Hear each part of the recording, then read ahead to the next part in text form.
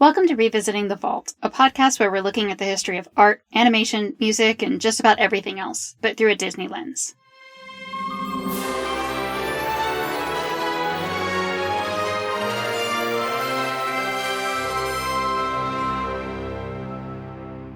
I am Mary Ratliff. I am a writer, filmmaker, visual artist, and lover of all things film. And I am Gretchen Harwell. I'm vet tech, parent, adult human being. I think in this movie's case, I get the primary qualification is vet tech. Yep. What do we want to talk about next? Do we want to talk about the dogs or the voices? Because I want to talk about both. They kind of start bleeding into each other because of all the accent work being done. And the fact that you've really not got a large cast in this movie because a lot of people are doing 2 and 3 dogs. Peggy Lee is basically every girl in the movie except Lady. She's Darling, she's Peg, she's the Siamese cats. I guess she's not Aunt Sarah. Aunt Sarah is Verna Felton, our favorite. Yes. She's back on the pendulum swing. Yeah, because we talked about that, and I saw it in your notes. She goes from being bitchy to lovable to bitchy to lovable to bitchy to lovable. And it's funny because in this one, she's bitchy. She's terrible. But she looks an awful lot like the fairy godmother. She does. Also, she's drawn a little bit like her actual appearance, too. If you look at her headshot, she kind of looks like that. And so I was just like, she's real bitchy, but she looks lovable. Her design plays into the fact that Aunt Sarah actually, by the end, redeems herself a little bit. Yeah. She's just opinionated, misguided, and not knowledgeable about dogs. Yes. We've got Bill Thompson. We've got Bill Thompson White back Rabbit. doing a fake accent. Yep. Doing another random accent that is not his nationality. He is Jock, the little Scottish dog. Scotty. Who, in my notes I wrote, this is very Scrooge McDuck. And then I read that Bill Thompson did the first appearance of Scrooge McDuck. Only the first one. If you're thinking of Scrooge McDuck's voice, you're probably thinking of someone else. But he set the template for what that character was going to sound like. Although Scrooge McDuck is now voiced by David Tennant from Doctor Who, or he was in the last appearance. I have a weakness for DuckTales. They come up more than they probably should. Well, hey, everybody's got their thing. So you got him doing Jock and doing an accent for Jock, and then doesn't he do at least one other dog? I don't know. I didn't look that in depth at it because I had a hard time deciding. I think what I'm trying to say is all of these dog characters and most of the human characters, like the guys at the Italian restaurant, they are stereotypes. Mm-hmm. And at a point, it's okay. It kind of does make sense to give a Borzoi, which used to be called a Russian wolfhound, a Russian accent and a Russian name. It makes sense to give a Scottish terrier a Scottish accent. Most of these things make sense. The English bulldog. Yeah, he's got an English accent. Right. The dachshund has a German accent. But at what point is it offensive? Bill Thompson is the dachshund and the bulldog. Yes, okay, this makes sense. And also he is Joe, Tony's assistant. Probably about 75% of the exaggerated, potentially offensive accents in this movie are one actor. And it's one white guy who is American. Right. And that's my thing. It's just like, okay, at what point does this become like the character Apu on The Simpsons, where it's like, it's really not okay to be playing that for laughs. Right. And yes, it's a product of its time. Because this was the thing I've been trying to think of with the dogs. They give all of the dogs accents based on their nationalities of the breed. More or less. Actually, all. Except for the Pekingese, thank goodness they don't. Yes, that's true. If you take Bull, the bulldog, very inventive name, and you look at like his characterization, the main thing that they give for him, he's got an English accent. An English accent to American ears, to an American culture, an English accent, it actually gives sort of a veneer of respectability or poshness to it. Right. He's a little pushy, sure. He drools everywhere. That's bulldogs. That just means they've met a bulldog. And then you look at Doxy, again, very inventive, Doxy the Dachshund, who has a German accent and has this extremely excitable, nervous energy, startles easy and everything. Those two things, I think, when you look at that and you say, like, what is the character they are putting on this bulldog and on this dachshund? Those are characteristics that are very clearly coming from the breed of dog and not the nationality of the breed. Right. We don't, at any point, I don't believe, there was a stereotype in America that British people drool. No. We don't have a stereotype that German people are nervous. No. Those are things that we associate with those dogs, not those people. And then in the same scene, you have Boris the Borzoi, the Russian-accented Russian wolfhound, who peppers in Cossack references left and right. He talks about Cossack. He name-checks somebody that I've never heard of. What the stuff he was saying, I was like, this is clearly a reference. That's the thing. And then I want to continue your point for a second, because the thing is, the nationalities being portrayed that are traditionally like white, it was, to my eyes, maybe I'm wrong, not as offensive. But then you get to the Chihuahua, to Pedro. And that is super racist. Right. I will point out that Pedro the Chihuahua, if you remember the Taco Bell Chihuahua commercials from the 90s. Oh, yeah. He is the ancestor of that Chihuahua. It's kind of like, I don't remember. It might be that it's in Oliver and Company. It might be in like a Don Bluth movie. But there is some point where Cheech Marin voices the Chihuahua. That's going to be a whole discussion when we get to it, if that's from Oliver and Company. Pedro was not voiced by a Latino actor. Exactly. And he was... I don't want to actually say he was drawn as a dog that's lazy, but once you give it that accent and he says his sister's name... She's got like 35 names. And then he goes, I think. And I'm like, are you saying you think that's her name or you think she dated the Tramp? It's just, there's just something about the way that they portray him that on all levels comes across as this is what we think of Mexico. It's a Speedy Gonzales. Yes, that's exactly it. Those two characters are the two that in American culture in the 1950s would have been othered. And would not have been viewed very kindly. The characteristics of those dogs, as little as they have, because they're in the movie for such a short amount of time, are stereotypes of the people from those regions, not of the dogs. And I think that's where it goes. And I think that it's sort of the same thing when we start talking about accents.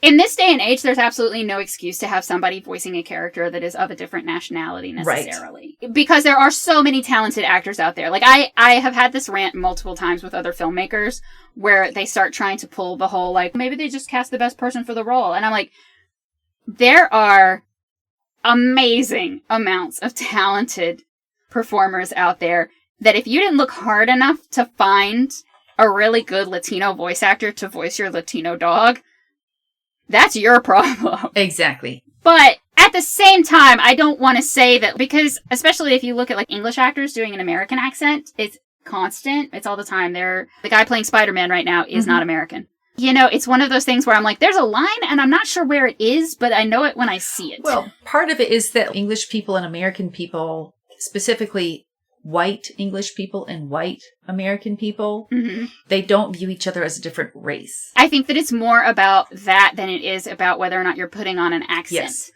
Let's talk about the Bloodhound for a minute. Let's talk about Trusty. I'm of two minds on Trusty. I feel like you can safely be of one mind, and here's the thing. He's a Bloodhound, and he is Southern. And he is very clearly Colonel Sanders, Foghorn Leghorn, Southern. And this is racist. There are multiple Southern accents.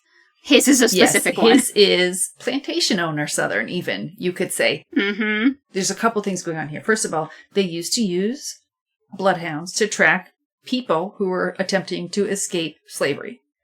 And they were vicious about it.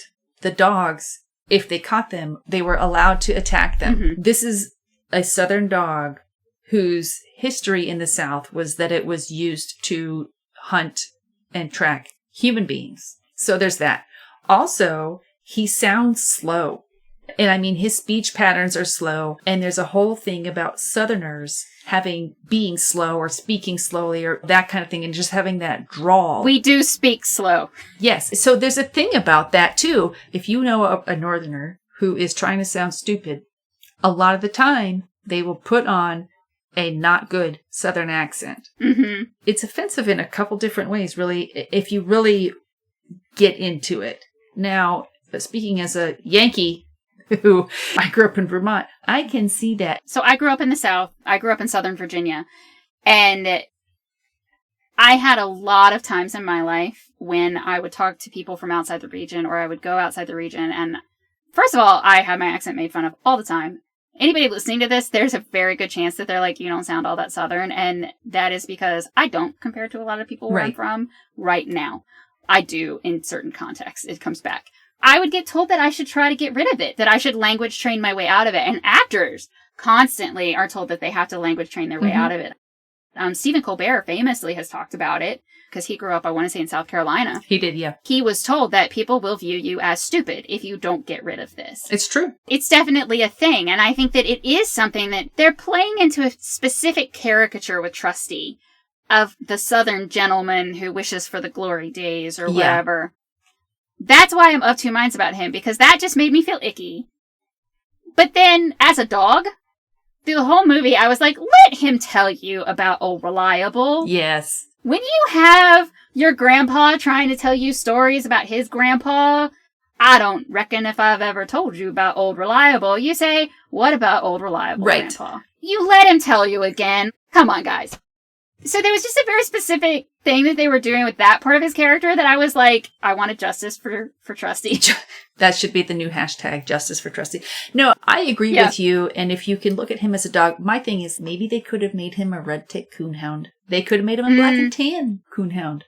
Maybe they could have made him a beagle. Any one of those dogs. Maybe they could have just had him not be Foghorn Leghorn. Yes, he could have been a foxhound. He could have been an American foxhound.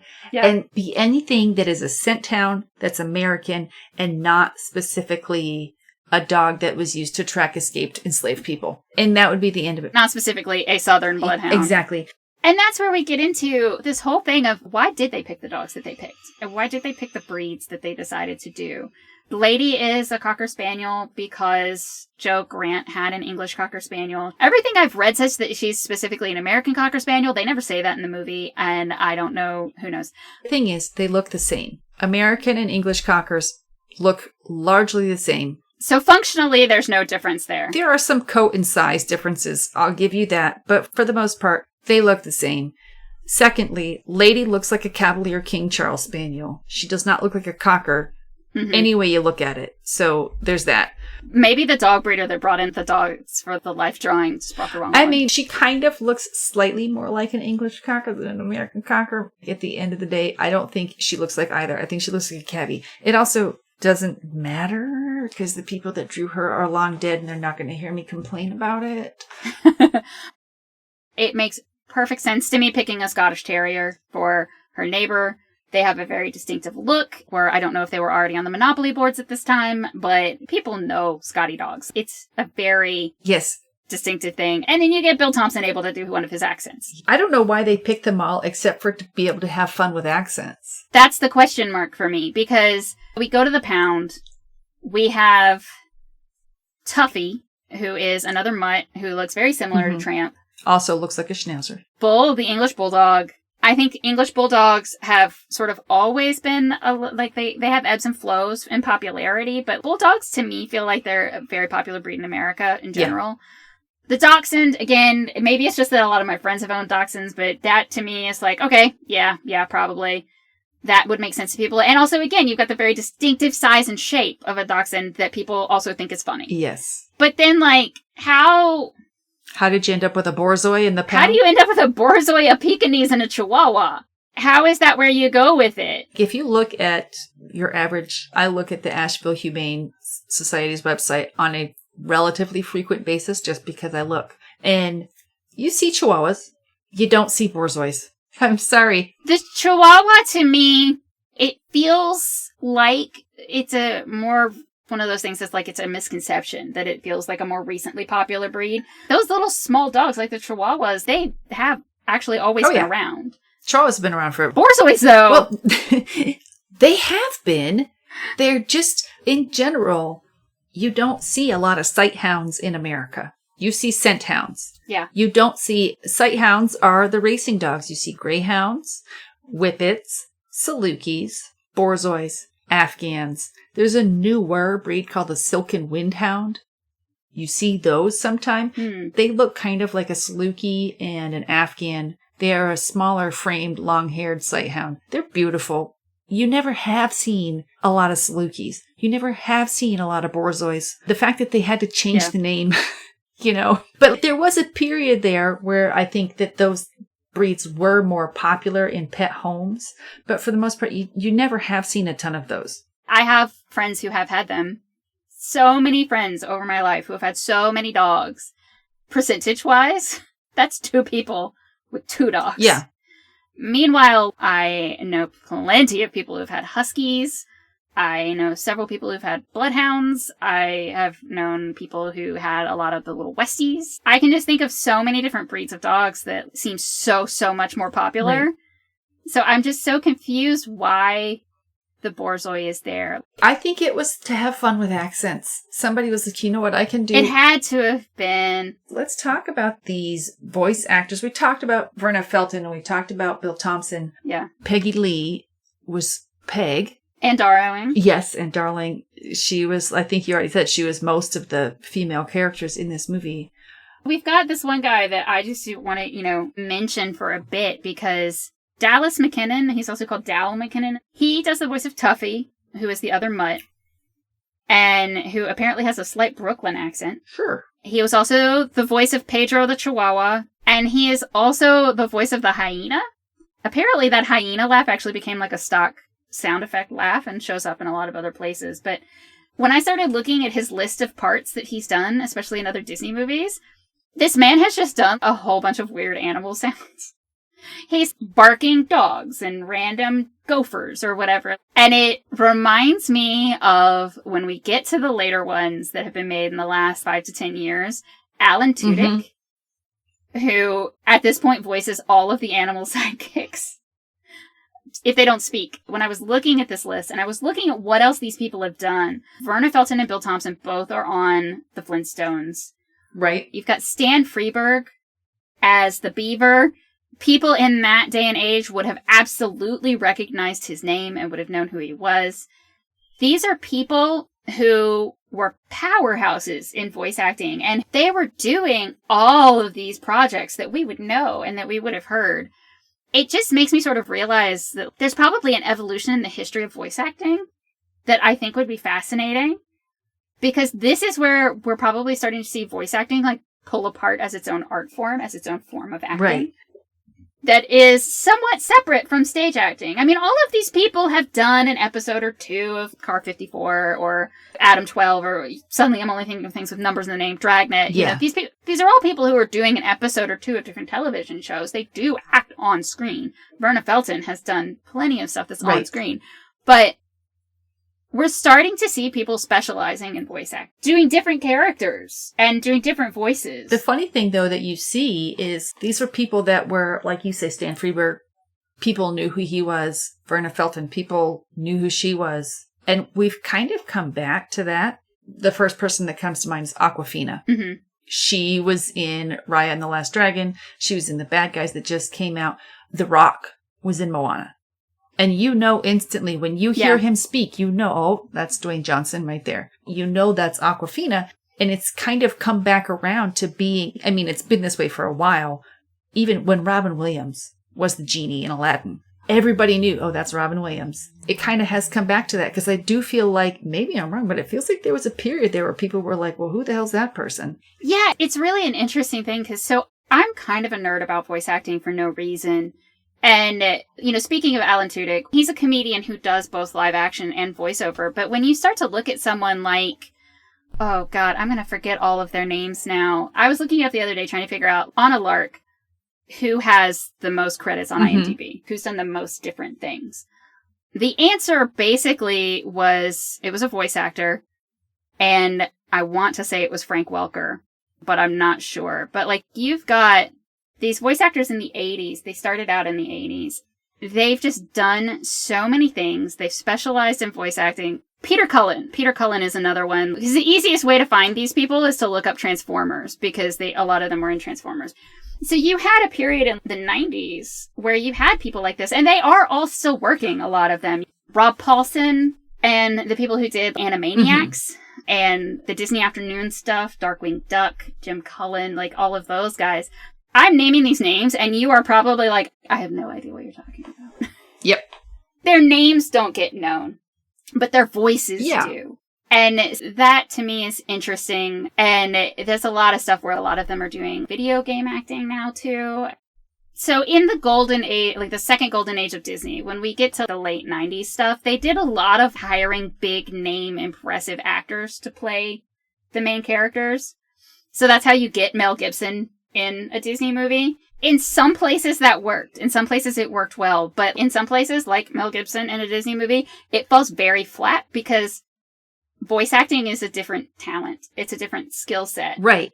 And I think that Disney in this era, and with this cast, if you look at it, is picking people who are laying the groundwork of what we think of as high-quality voice acting. Yes, and I do think that it is something to be said. The fact that it has come back to kind of household name celebrities for a large part, not all of them, but a large part of them are household name celebrities. And many of them are, again, back to that level of like really kind of nailing it in a lot of ways. A lot of them are excellent. I think it comes down to casting. I think that The Rock knocks it out of the park in Moana. But he is famously someone that will apply himself to whatever task you put in front of him. I think a little bit of it is, you know, you've got someone like Ming-Na, who is the voice of Mulan, and then she also does a lot of live action stuff that they know the difference. They know what they need to bring to the different roles. They know how to switch to it and what they need to turn up and turn down. And I think that that's casting. And that's one of the like hidden arts for me about producing and directing that I think people overlook very much. I know film schools don't teach it to you as well as they should. We're given this impression, especially as viewers, but it also bleeds over into people who are making movies. We're given this impression that a director just knows. Mm-hmm. An actor just walks in the room and they just know and it's just perfect. And like, that's not what it is. And I've heard stories about some projects that Sean has worked on where it's in order to get the right thing out of an actor, the director had to be like, okay, do this thing and now do this thing. And then boom, they had to get it in the right sequence and blah, blah, blah. And it was just like, nope, hold your breath until I say go and then blow it out and then start talking. Little things like that. Right. But it's effective. And to be able to pull those things out of the right person. Yeah. I really think that as much as they're not spending time at this point in their history on storytelling technique and plot and structure, because Lady and the Tramp, the plot is thin. It's real thin. It is an hour and 20 minutes. It's one of the longest ones we've watched, actually.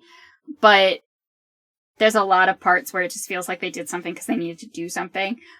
They are sort of not working that hard in that department. But the work they're doing on casting and directing the voice talent, the work that they're doing on selecting the right background artist, on giving the right person the character design job for that movie, the work they're doing in all of these other aspects is so top-notch. It's almost sad that they fall apart in the other areas. Yeah, no, it really is. And the fact that they take so much time to properly animate a dog moving. One of the things I had put in my notes was how much I loved the scene where you see it from Lady's point of view when she's still a little puppy looking up the stairs. And you mentioned that guy built all those model houses and he shot from the bottom of the stairs. Yeah, it shows. He knew exactly what he was doing when he animated that. Okay, they probably needed some better screenwriters. You know, plug for my husband there. But like, they needed that. But they really were paying attention to things that when you're watching the movie, if you can let go of the lack of story and you can just sit and watch the movie, like even somebody like me who really doesn't care is going to love the animation. For me, I always tell people that I'm always going to go for things that are character driven. I can have a set of 3 characters sit around and literally do nothing but eat dinner if the characters are done well. Yeah. And if the characterization is done well and the relationships between them is clear and things like that. To me, it's good writing is character before story, or character before plot, I guess. There are a lot of people who disagree with me, but that for me is what I resonate with the most. And I think that the Disney movies that have worked best are the ones that have done that well. I think that the reason that Lady and the Tramp comes in for me as a very solid, it's okay, is because Lady, I think, has characterization and depth and interest. Her voice actress, as much as I think is at the beginning feels miscast, like she grows on me. And her voice actress is going to show up again in Sleeping Beauty because she's the voice of Merryweather, who's my favorite fairy. The first time Lady has any lines, I'm like, she sounds very old. Yeah. A little breathy. A little smoky, a little sultry. She feels Kathleen Turner-ish. She really does. But at the same time, it grows on me by the end. But so Lady and Jock and Trusty and Tramp, they get some pretty good characterization, but almost everybody else is just very much like a cardboard cutout of a stereotype that they march across the screen. Peg is just, she's the torch singer. She's the down and out. She used to be beautiful, but now she's just a washed up vaudeville act who thinks she's still pretty. Yeah, yeah. There's a British slang phrase that's mutton dressed as lamb. Yeah, oh yeah. That's what they feel like they're trying to do right there in that scene. But again, thank goodness they just don't give her a Chinese accent. But she doesn't come across as a Pekingese. That was something I had to read on Wikipedia. I couldn't figure out what I had a hard time with that too. I was like, is she a Shih Tzu? Is she... The thing is, it's hard to, at this point in the game especially, animate coarse hair on a dog versus silky hair on a dog. It's all just hair on a dog. In the same way that Jock is kind of smooth-coated for a Scottie, and they have very coarse terrier. Right. And so it's kind of hard to tell because a Pekingese definitely has coarser, more wiry hair than, let's say, a Shih Tzu that has silky hair, and you really can't tell because her tail is very flowy, and that's not... That being said, it was 1955. We can forgive that. I wanted to talk very, very briefly about Boris the Borzoi again, just for a minute. Yeah. Because... He's such a baffling character. Well, and he keeps talking about the Cossacks. He has all these dialogue lines that I know that you had caught up on as well. I'm kind of wondering if this is a function of you and me being just removed enough from the Russian Revolution, which is to say over 100 years, and the Russian Civil War, that maybe the audience in 1955... the idea of the Cossacks being more than just a term that is generally means Russian person. And it was actually like a specific group of Russian people, and it was a specific faction in the Russian Civil War. I feel like in 1950s America, absolutely no one would have known that. Except, I don't know, because like you had said before, the House on American Activities stuff had been going on. Communism happening. World War II. That's true. Communism...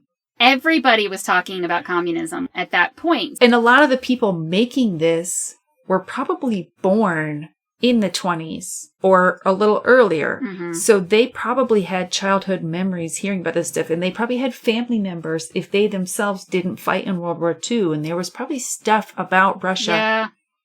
Now that I think about the fact that it is right in the middle of McCarthyism and the Red Scare and all of that stuff going on, this whole idea of the caricature that Russians were in America at the time, they were the boogeyman. But Boris is not. He's just a dog. Boris is not.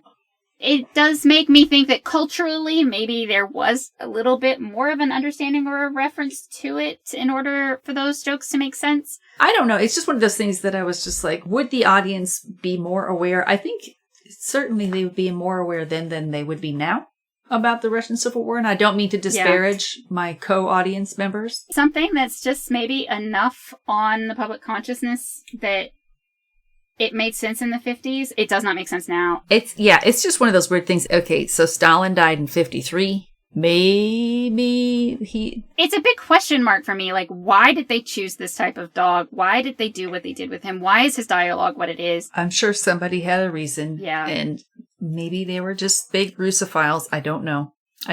Maybe just one of the animators had a Russian wolfhound and they were like, that is a weird looking dog. We're going to put it in the movie. Look how long it is. It's got like a horse head with pointy ears. Yeah, with the floppy ears, I mean. We could draw him looking real funny. Yeah, I mean, maybe it was. We may as well, at this point, get into my friends, the Siamese cats. Yeah. It literally pains me to talk about the fact that the song that these cats sing is so racist. Boy. Yeah.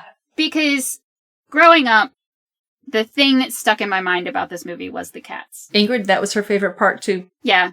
I loved Siamese cats. We had one that was part Siamese. Growing up was a Seal Point Siamese, and then we had a Red Point and a Blue Point. And my parents to this day have a Blue Point Siamese. Love them. I love their coloring. I love the look. I love, even now, the fact that they are tiny little destructive assholes. Mm-hmm. That is their entire character. Mm-hmm. Because everything that they do in their 5 minutes on screen is 100% a thing that I could imagine a cat doing or have seen a cat do. I can't even begin to tell you the number of lamps that my cat has broken. My cat breaks lamps. Right? Let's not talk about the grammar of the song yet, because that's part of how it's racist. But the way that they're like, oh, this is going to be our house now. Mm-hmm. oh, we see this fish. We're going to catch this fish and we're going to share it because this fish is here for us to eat. Just the way that they are 100% out for themselves. And then my favorite part, when they have gone and basically destroyed the room. Lady's not helping, let's admit. She's chasing them a little bit, but they deserve to be chased. But they basically destroyed the room. Aunt Sarah comes in. She's like, what is even going on here? And they throw themselves on the ground in this World Cup soccer match flail. That is absolutely, like, these animators had cats. Like, they knew. I have always joked, my cat's head is full of a swarm of angry wasps. And they dictate his behavior. I mean, cats are not thinking animals in the same way that you and I are, but that's the amount of direction that's going on is see a thing, try to break it. There is a certain amount of being a cat owner where you just have to, like, not have breakable things on tables. Or anything. You'll never train them not to do it. Cats are going to cat because cats are just agents of chaos. Yeah, they are. And these cats, the thing that Ingrid liked the most is when Aunt Sarah's carrying up the stairs and they link their tails behind her back. And she's like, oh, it's like they're holding hands. I just love it. She loved those cats. I mean, they gave them a lot of a really mischievous character that I think kids really love. Kids are drawn to, like, trickster characters and things like that. And the ones that are sort of mischievous and they're getting away with stuff. Kids enjoy that, I think, generally. I mean, I know I did. I loved these cats when I was a kid. And that is why it hurts me so much. But I cannot at all in any way deny the fact that that song is incredibly racist. If you just take out the accents and let them be cats and take out that song, that scene is completely fine. Mm-hmm. I think that if someone wants to make an argument for the way that their faces are drawn being enough of a caricature that it could be linked to the way that Disney animators drew Japanese characters in their propaganda films, they're, like, incredibly racist propaganda films, I would have to look it up and make a side-by-side comparison. That could be true. It's something that if you take out that song, then the intention becomes a question mark for the character design. And it is probably, you know, you're going to look at it and be like, no, this is probably they were drawing cats. But the song itself, it's Peggy Lee singing. Yeah. So a white woman, a white American. She also wrote it, so written by a white American woman. The two major problems with it are she's putting on an accent, which is a very stereotypical... I'm having trouble coming up with the right word because every phrase I'm thinking of to describe it is also a racist phrase. But she's doing an accent that is the way that white people make fun of Chinese accents. Right. And they are also doing a grammatical structure to the way they speak that is the way that Americans make fun of Asians who have learned English and the way that their grammatical structure is different. It's bad. I so deeply wish they had done better. I just so deeply wish they had thought just a little harder. I think, especially in this instance, it is an outgrowth of a deep-seated anti-Asian racism that not only has the United States never grown out of, we are still very much so marinated in it, but that we're in an era, like, you've got the 1950s, we've just had World War II, which we locked up American citizens in internment camps because they were Asian, because anti-Asian American sentiment was so high. Right. Before that, you've got all of the issues with Chinese laborers in California. You've got the Chinese Exclusion Act. I was going to say that there was actually a thing called the Chinese Exclusion Act. When this movie is being written, when this movie is happening, these are people who would have grown up in a world where that attitude towards Asian people was, like, so deep in the culture and so expected of everyone. Well, that's what I was going to say. It's not even that it was the norm. In a way, I think they felt their patriotic duty. Mm-hmm. As a good American, you needed to hate these people. It's very upsetting. I was trying to make a racism scale that was, like, on one end is Mickey Rooney and Breakfast at Tiffany's. And I don't think I ever decided what the other end was. But this is not Mickey Rooney and Breakfast at Tiffany's. But it's not that far under it. It's like, let's say that's a 10. This is a 9 3/4. And that's only because it's drawn. Honestly, in my opinion, the only reason it's not Mickey Rooney and Breakfast at Tiffany's is because you don't actually see Peggy Lee with makeup on. Right. Really, that's it. Again, the levels that it makes me mad, because the song itself is in this, like, sing-songy cadence. And with the grammatical structure of it, the way that it is, as much as the reason that they do it is a racist reason, that song is very easy for kids to remember. Yep. It is sort of fun to sing. And again, it just makes me upset because I just wish they had tried harder. I wish they had done better. I wish America was a different place. Which is just like, that's life in 2022. Yeah, it's pretty rough. We are talking about a movie from the 1950s that is full of sexist attitudes and gender stereotypes and all kinds of things. I mean, let's hop on some gender stereotypes for a second. And we've got child rearing and babies in the 1950s. Yeah, that's a thing. My constant refrain of I am not a parent, but the way that Jim Deere starts acting as soon as Darling is pregnant. Yeah. Hanging a Yale banner in the baby's nursery and being like, oh my God. And then they say this whole thing about there's no way to know if it's a boy or a girl until it's born. And they're like, well, all we can do is hope. And I'm like, hope for what? Hope for what, guys? We all know what you're hoping for. Yeah. So it just, it's odd. After the baby is born, they have the shot of like all of the diapers on the line. Right. The washing. That it took me a second to realize that those were diapers. As a kid, I absolutely would not have known. But then they have the Erlenmeyer flasks and tubing in the window where I was just like, what is happening here? I did finally figure out that America did not pasteurize milk regularly or as a standard until the 1930s, but they did know to do at-home pasteurization for the milk that you gave babies. Yes. So that was a pasteurization kit. One of the reasons that I bring it up is because I did an odd amount of epidemiology research for this particular podcast, because I was also looking up why were they so terrified of this rat? I had a hard time with that, too. My sister had a rat at one point. His name was Zorro because he had a little black patch across his eyes. People who keep pet rats. Oh, yeah, they love them. Like, if you ever want to hear everything that has ever been good about a rat, like, just find someone who has a pet rat and say, like, aren't rats bad for you? And they will tell you. Yes. But at the time that this movie was made in the 50s, they wouldn't have had sort of that depth of knowledge about how a lot of the things that we thought were diseases that were coming from rats were actually coming from parasites on the rats, fleas and ticks. But even now, the CDC does say that there are several diseases that do come directly from rats, because it is a wild rat, it is not a pet rat.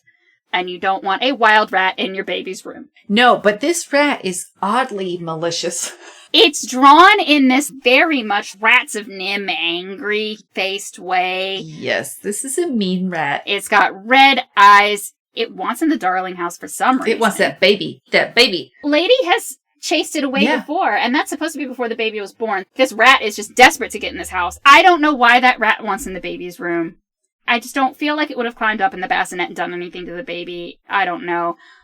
Also, in the 1950s, that is the kind of thing that they would have been like, oh, they're unclean. Yeah, I get it. And also, if you find out you have rats in your home, you're like, oh, good God. They are a pest. You don't want to have them in your home unless they are a pet. But I don't think they are an imminent threat to your baby in the way that it's presented in this movie. Because the way that it's presented here, not only is this rat very intentionally, maliciously going after this child, but there's this whole thing where at the end, Tramp is getting carted off by the dog catcher. Yeah. And the dog catcher tells Jim Deere and Darling, who conveniently are coming home, that, oh, this dog attacked a baby. Which, of course, dog catcher, my dude, maybe not say that to the couple coming home to their own home. But, so of course, they're freaking out. And Lady shows them the dead rat. And everybody suddenly understands exactly what Tramp was doing and that he was a hero. Yep. Obviously. It just didn't track for me at all. No, this is another point where the story just does not hold up well enough. There's not enough story. They needed something to happen, and so they just threw something on it. Yeah. They needed him to get in trouble and be on the way to the pound, because they've set up this whole thing of one day he's going to fall in love with a girl, and he's going to be stupid, and he's going to get caught. Yeah. And he's going to end up at the pound. But then you also need Jock and Trusty to have their moment for Trusty to, like, chase down the wagon so that you could have your action sequence. So they just came up with this thing about the rat and just assumed it would work. I guess when I was a kid, I just didn't care because I completely forgot the rat existed. I had no idea there was a rat in this movie. None whatsoever. that's part of the reason that this movie just ends up so firmly in the, okay, yeah, camp for me. See, and honestly, it's all right. But my thing is, my whole summary was, yes, the dogs are cute, but not having any kind of nostalgia about having seen it from when I saw it as a child or anything like this. And where I didn't see the problems with it. And I didn't see that scene with the cats and think they were cute and not understand how awful that song is and all that stuff. It's kind of hard for me to like it. And I would rather show my kid a movie where I don't have to explain a bunch of stuff. I think there are better movies on all fronts. Yeah. So for me, that's really kind of why it's a no for me. It's just, I could choose a zillion other movies that are better in all of those arenas.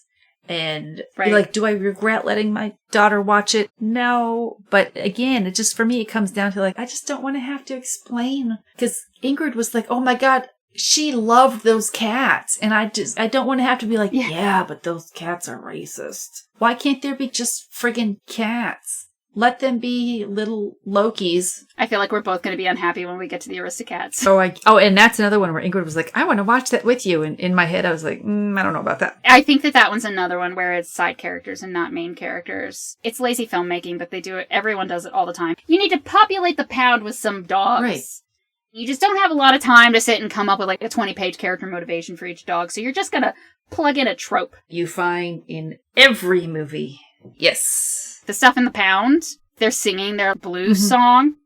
That it turns out they're singing so that the dog catcher can't hear Doxy digging. Yes. Which I thought was a cute move. But they're singing this, it's not even blues. Like, I don't even know what you'd call it. It's like a dirge almost. Well, I think it's a hymn because I recognize the melody. I think it's a hymn and they're trying to make it almost not like gospel. Obviously, it's in 4-part harmony. I think it is a hymn, but they've dogified it. A few minutes later, they're like, oh, Nutsy's going on the long walk. Yeah, I was to the room at the end of the hall. Oh, God. I was appalled by that. I would not have understood at all what was happening in that scene as a child. I absolutely would not have gotten it.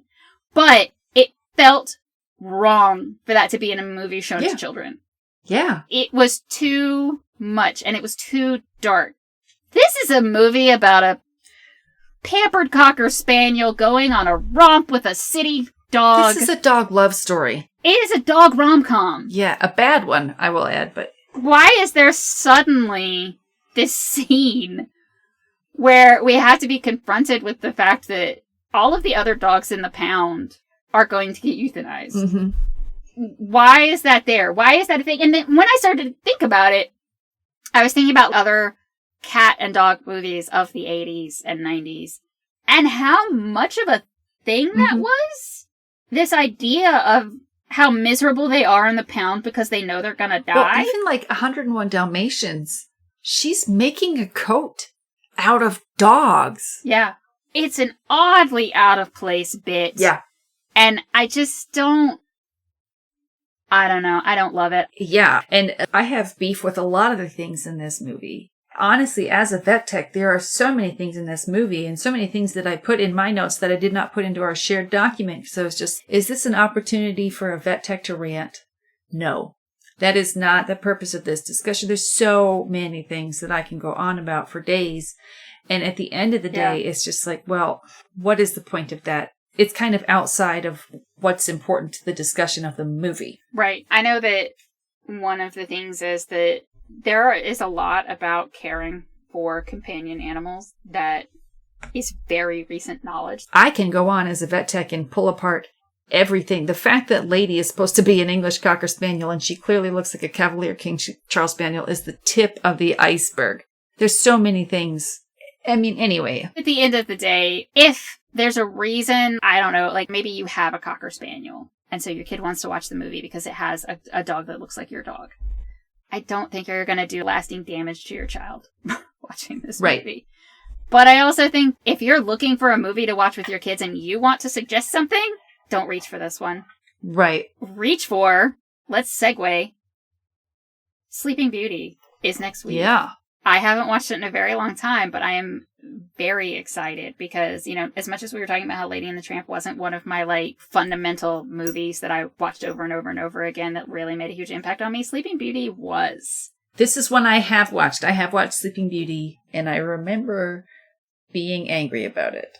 So we will have plenty of things to say. I think Maleficent is a front runner on most famous Disney villain for a very good reason. I'll watch it again, and I'll either feel differently or still be mad. We'll find out.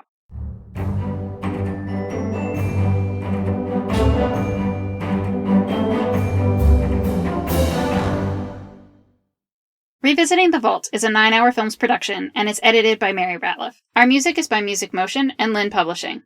We are not affiliated with or authorized by the Walt Disney Company. You can find us on Twitter at Revisit the Vault, and you can find our website at revisitingthevault.com. Don't forget to check out our Patreon. Patrons can get personalized thank you cards, stickers, and access to deleted scenes and outtakes. You can find that over at patreon.com/9hourfilms.